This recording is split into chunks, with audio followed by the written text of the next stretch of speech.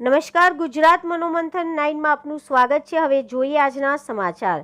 ધોળકા ખાતે દિવ્યાંગો માટેનો તાલુકા કક્ષાનો રમત ઉત્સવ યોજાયો। 80 દિવ્યાંગ રમતવીરોએ ભાગ લીધો।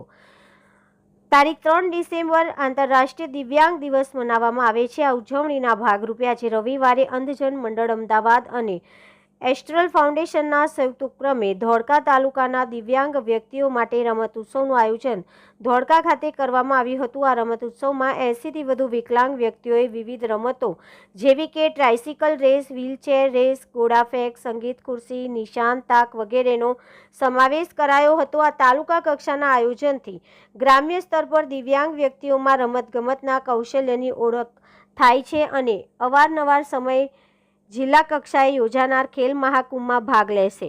આ રમત ઉત્સવને સફળ બનાવવા માટે કમલેશભાઈ વાળંદ, રક્ષાબેન મૈત્રેય, તૃપ્તિબેન પરમાર, કેસરભાઈ, દ્રષ્ટિબેન શ્રીમાળી, મીનાબેન અને ઇરફાનભાઈએ ભારે જહેમત ઉઠાવી હતી। આ કાર્યક્રમમાં એસ્ટ્રલ ફાઉન્ડેશનમાંથી નરેશભાઈ રૂડાજ અને અંધજન મંડળમાંથી ડેપ્યુટી ડાયરેક્ટર ભરતકુમાર જોશીએ હાજર રહીને દિવ્યાંગ રમતવીરનો ઉત્સાહ વધાર્યો હતો।